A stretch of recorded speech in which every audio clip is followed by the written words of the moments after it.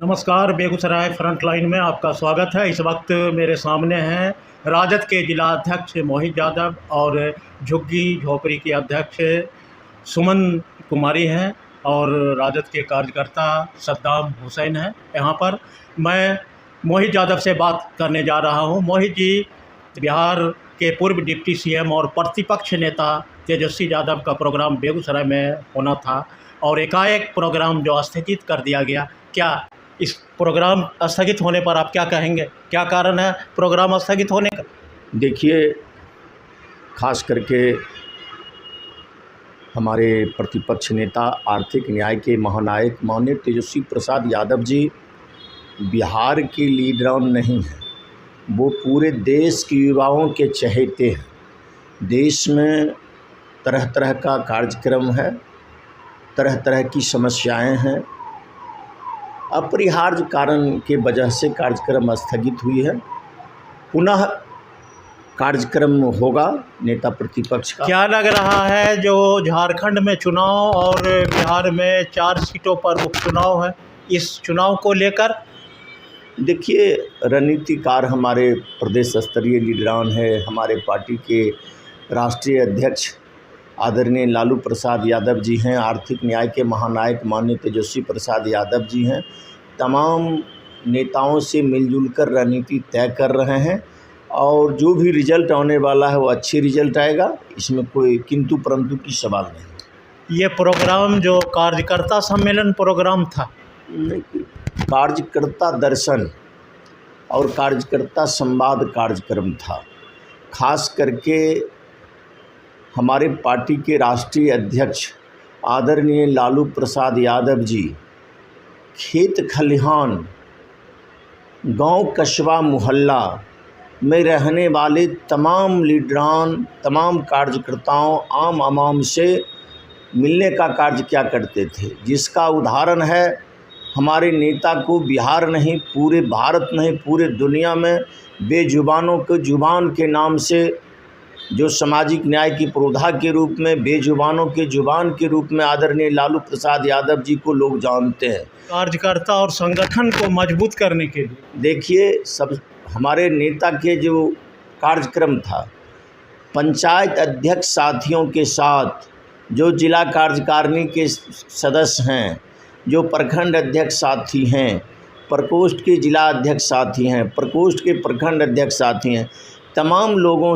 को सबसे पहले रूबो आमने सामने बातचीत करना, यह कार्यकर्ता संवाद कार्यक्रम था। कार्यकर्ताओं से डायरेक्ट हमारे नेता जानना चाहते थे ये बेगूसराय जिला के तेघरा प्रखंड के पंचायत रात गांव में संगठन का क्या स्थिति है। केंद्रीय मंत्री गिरिराज सिंह हिंदू जन जागरण यात्रा पर भागलपुर से निकल पड़े। इस यात्रा को आप किस रूप में देखते हैं? देखिए, खास करके आरएसएस वाले, बीजेपी वाले, जो भारत की संस्कृति है, भारत का जो संविधान है, भारत के संविधान को, भारत के संस्कृति को समाप्त करने पर भारतीय जनता पार्टी के लोग तुले हुए।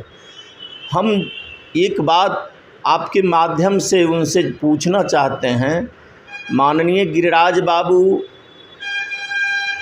अभी केंद्रीय मंत्री हैं, सांसद हैं, बिहार का भी मंत्री रहे, विधायक रहे, और जो भी लीडरान पूरे देश में आरएसएस के हैं, भारतीय जनता पार्टी के हैं, क्या हिंदू समुदाय इनके रीजन में जग रहा है? इससे पहले भी हिंदू हुआ करते थे भारत में, या इनके रीजन में हिंदू बना है? हम उस हिंदू को बात करते हैं जो पूरे बर्मा, भूटान, नेपाल, जय बंगला, पाकिस्तान का एकीकरण करने वाले जो सनातन धर्म के हिंदू थे, वह हिंदू थे। खास करके हिंदू जागरण के नाम पर ये देश को खंडित करने का, जो हमारा संवैधानिक, जो संविधान, जो हमारा देश का संस्कृति है, उसे समाप्त करने के लिए इनका हिंदू जन जागरण चला है। कारण इनसे पहले भी देश में हिंदू हुआ। क्या राजनीति फ़ायदा के लिए अभी झारखंड और बिहार में 4 सीटों के लिए उपचुनाव है और 2025 में विधानसभा का चुनाव होना, इसकी तैयारी है। देखिए, कहीं न कहीं इन लोगों की मंशा साफ है। जब ये लोग जवान को हत्या करवा सकते हैं और इनका हिंदू जन जागरण यात्रा का वास्तव में उद्देश्य है कहीं न कहीं दंगा हो, कत्लेआम हो, जिससे चुनावी लाभ मिले, ये दंगा करवाने का इनका यात्रा चल रहा है। जन जागरण यात्रा में मुसलमानों पर खूब बरसे गिरिराज सिंह केंद्रीय मंत्री। देखिए, खास करके हम तो कहे इस देश को खंडित करवाने का षड्यंत्र चल रहा है। जन जागरण, हिंदू जन जागरण यात्रा इनका नहीं है, देश खंडित यात्रा है, समाज तोड़ो यात्रा है, संविधान समाप्त करो यात्रा है। हम तो बार बार आपसे पूछना चाहते हैं, आपके माध्यम से उनसे पूछना चाहते हैं कि आपसे पहले भी हिंदू हुआ करते थे इस देश में, या आपके वजह से देश में हिंदू है? इनके वजह से अगर देश में हिंदू है तो फिर हिंदू का हम इतिहास उल्टा कर देखें, जो सनातन धर्म को मानने वाले आदि हमारे हिंदू वंशज थे, इनके विचारधारा के थे। उन्होंने देश को वो हिंदू समाज, गिरिराज सिंह ने हिंदू एक होने की बात कही। देखिए, आरएसएस वाले और भारतीय जनता पार्टी वाले, इनका मंशा कभी साफ नहीं रहा। ये कभी भी हिंदू एक होने का वास्तव में इनका इच्छा नहीं है। इनका इच्छा है केवल मानव जाति में दंगा फैलावे, जो भारत के बहुसंस्कृति संविधान है, इसे समाप्त करें।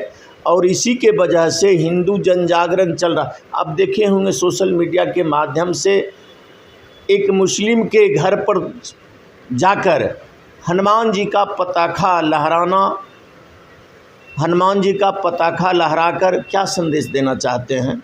जब हनुमान जी को पताखा को किसी मुस्लिम को घर पर ही लहराना था तो राम मंदिर बनवाने का क्या आवश्यकता थी? ये मथुरा में भगवान कृष्ण का मंदिर का क्या आवश्यकता रह गया? तब तो तमाम जितने भी इस देश में मुस्लिम हैं, सभी जगह जाकर इनका उद्देश्य ये है कि हम भगवा झंडा लहरा दें। भगवा झंडा लहराने का ये प्लानिंग कर रहे हैं। खास करके जिस तरह से हमारा देश खंडित इन लोगों की वजह से हुई, इनका जो पुरखा थे, इनके पुरखा के वजह से इतना बड़ा विशाल भारत का खंडित करवाने का जो षड्यंत्र था, आज पुनः यही षड्यंत्र इस देश में आरएसएस वाले, भारतीय जनता पार्टी वाले, हिंदू जन जागरण मंच के द्वारा चाहते हैं पुनः देश बटे। ये देश को खंडित करने का षड्यंत्र है। 25 में बिहार विधानसभा का चुनाव होना है, ऐसी तैयारी चल रही है, क्या लग रहा है इस बार? देखिए, इस बार आम मतदाताओं में एक ही चर्चा है।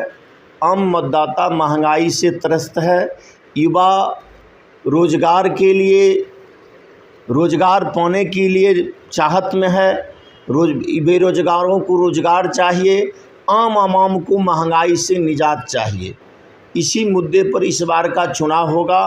वर्तमान ये जो सरकार हैं, ये न महंगाई पर कंट्रोल कर सकी सरकार, न बेरोजगारी को दूर भगा सकी सरकार। इसलिए बेरोजगार युवा, वो सभी संप्रदाय के जो बेरोजगार युवा वर्ग हैं, तमाम लोगों का रोजगार चाहिए, रोटी चाहिए, दवा चाहिए, कपड़ा चाहिए। केवल बिहार में नई पार्टी जन स्वराज पार्टी बनी है, प्रशांत किशोर उसके संस्थापक हैं। उन्होंने कहा जो राजद जदयू इस बार ख़त्म हो जाएगी बिहार से, क्या कहते हैं इस पर? लोकसभा के चुनाव में आप सुने होंगे जन स्वराज वाले के जो प्रशांत किशोर पांडे जी को, लोकसभा के चुनाव में सुने होंगे प्रशांत किशोर पांडे जी का, जब पुनः भारतीय जनता पार्टी की इस देश में सरकार बनेगी, 300 से ज़्यादा सीट लाएगी भारतीय जनता पार्टी वाले। ये प्रशांत किशोर जी पहले स्टेटमेंट। क्या जन स्वराज से राजद को नुकसान पहुँचेगा, क्या लग रहा है आपको? देखिए, खास करके समता मूलक समाज को मानने वाले, सामाजिक न्याय को मानने वाले, धर्मनिरपेक्षता को मानने वाले जो भी पार्टियां हैं, खास करके समाजवादी विचारधारा के लोग हैं, ये संविधान बचाने की लड़ाई लड़ रहे हैं, संविधान को बचाने की लड़ाई लड़ रहे हैं। और भारतीय जनता पार्टी के बहुत ऐसे टीम थे, आप जैसे हिंदू जनजागरण मंच हो गया, बजरंग दल हो गया, एक तीसरे नाम से हिंदू जनजागरण मंच को लोग समझ गए हैं, बजरंग दल के लोग समझ गए हैं, विश्व हिंदू परिषद को समझ गए हैं। तो अब ये जनस्वराज के नाम से काम करना भारतीय जनता पार्टी के लिए काम हो रहा है कि तमाम मतदाता लोग समझ रहे हैं जो प्रशांत किशोर पांडे जी भारतीय जनता पार्टी का लाभ कैसे हो, और तमाम इनका फंडिंग भारतीय जनता पार्टी के द्वारा होता है। और ख़ास करके जो प्रशांत किशोर जी के नाम पर लोग खट रहे हैं, उन कार्यकर्ताओं से अब गहराई से पूछिए तो पता चल जाएगा कि भारतीय जनता पार्टी को लाभ पहुंचाने के लिए प्रशांत किशोर जी काम कर रहे हैं। बिहार करने के लिए बहुत बहुत धन्यवाद। अभी हमसे बातचीत कर रहे थे जिला राजद अध्यक्ष मोहित यादव। इन्होंने खुलकर राजनीति जो माहौल अभी बना है उस पर खुलकर बात किया। देखते रहिए बेगूसराय फ्रंटलाइन।